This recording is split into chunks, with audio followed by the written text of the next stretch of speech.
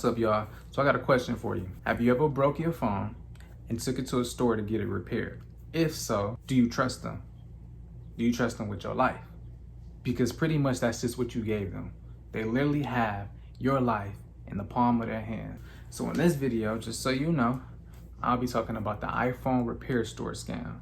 Now, many people have heard about it, many people haven't. Those who fall victim to it don't even know that they are a victim to this repair store scam. So what makes it difficult and why this scam is so successful is because once the people have your information, you don't know when they're going to use it for their benefit. You have no idea. And you don't know if this is how your information got stolen. But I'm here to show you some precautions to take so this won't happen to you. Check out this scenario. The technician sees a customer come into the store, right? This is what he says to the customer. Hey, how can I help you? What can I do for you? Customer says, yeah, I just broke my phone. I dropped it down the stairs and the screen is cracked. It won't come on. I was just wondering how much would it cost and when can you do it and how long will it take? The technician says, all right, bet. So I can do it for you. I'm gonna do it for $120. I'm gonna have you, I have it done in probably like 24 hours because I'm a little backed up. So I'm gonna need time to, to look at it, make sure everything is good. I need you to fill out this form for me. Customer grabs the form, they start filling it out, they put in their name, they put in their phone number, they're putting the type of phone they have, and they put in what's wrong with the phone and maybe how it happened, and then the passcode to the phone. They get to that point and they're like, why do you need my passcode? The technician says, it's to ensure that everything is working properly once I give you the phone after the screen replacement is done on it. Is that okay? Customer says, oh yeah, that makes sense. They proceed to write in the code down.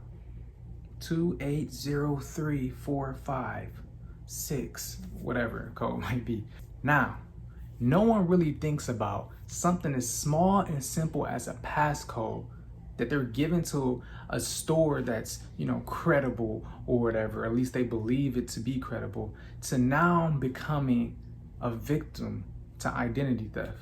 How, you might say? So now you're saying, okay, it's only my passcode. What more can they gain from that? Your whole life, because your whole life is in your phone. Now I have a whole list of things that people can use from your phone to gain for their benefit. Now let's start. First, number one, photos. Think about the time where you was like, hey, check out this photo on my phone, look at it, but don't swipe left, don't swipe right. I don't want you to see anything else.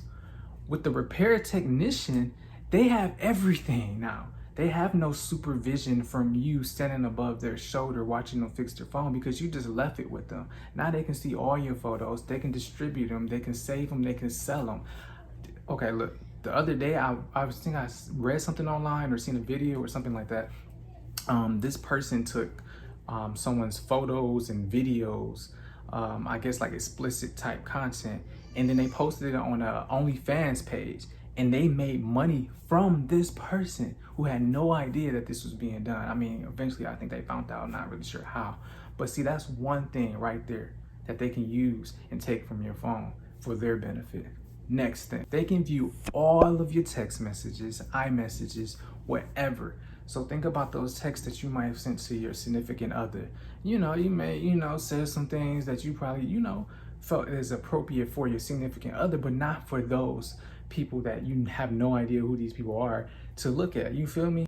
But you gave them this passcode, so now they have access to everything on your phone. Next thing, they can view all of your personal emails. Let's say you work for a top Fortune 500 company and you have some emails that are very, let's say, classified, right? That, no one that doesn't have access to the company should be viewing. But when you took your phone to get it repaired, this person has access to every email that you've sent, every email that you've received, and so on with the email addresses. And if they wanted to, they can send emails from your phone and you have no idea that it was being done because they can simply just delete it. Next thing, they can view all of your notes.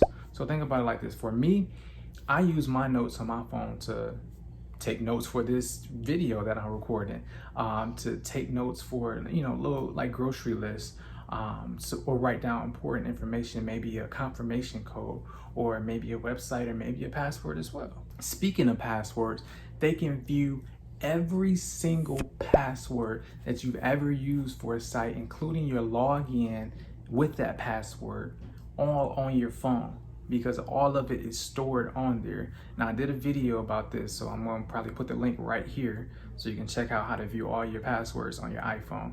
Now, this is very private information that I'm sure you don't want, others to know and to have. They can save these passwords for a later date. They don't have to necessarily use them right then and there.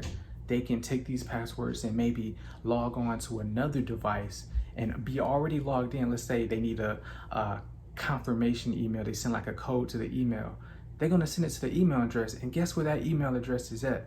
It's already on your phone. So they could just open up that email, delete it after they use the verification code, and now they're logged on to, let's say, your Facebook or your Instagram or your Twitter or any social media platform or any website period that they have taken your information from off that phone, and now they have it on another device, and you will never have any idea that they're already logged in, unless you maybe looked into some settings and you view a log or something like that. I'll probably make a video on that as well, but the average person is not going to know that. Also, now, since they have access to your phone, they can do a simple search. So pretty much it's like a drop down, like kind of like tab or whatever, and then a search box like pops up right on your main home screen of your phone.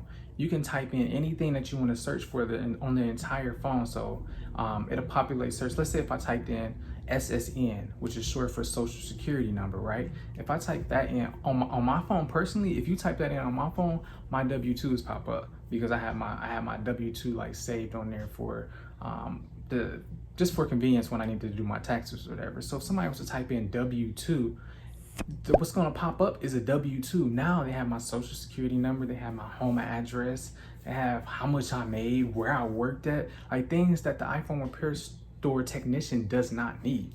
You feel me?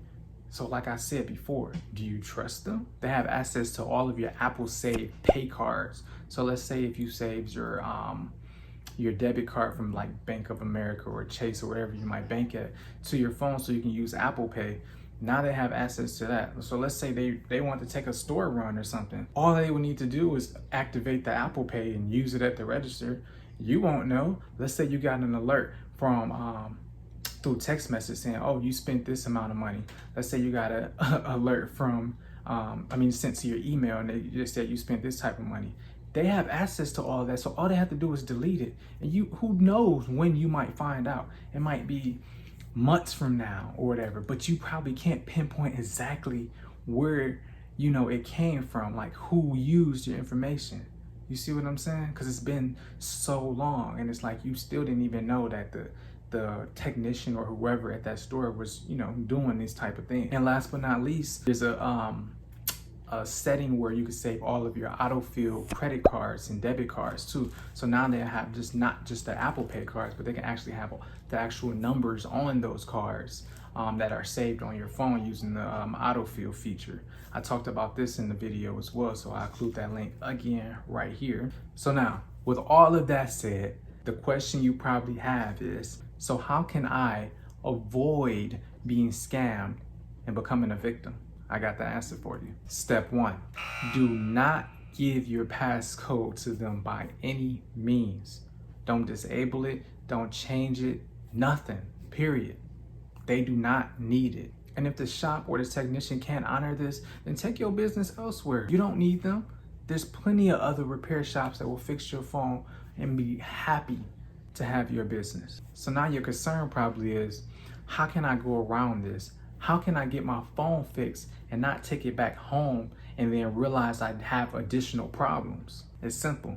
Just simply ask the technician to take a look at the things that they're trying to verify and see if it works. So the ear speaker, the loudspeaker, so pretty much things on FaceTime if it's an iPhone, the charger port, Bluetooth and Wi-Fi. Just ask them to check those things when you're present. So then you can unlock the phone maybe right there with them, or you can give the code to them and let them do it right there in front of you. So another thing you want to make sure that's functioning properly once you get a screen replacement done on the phone is the ambient light sensor.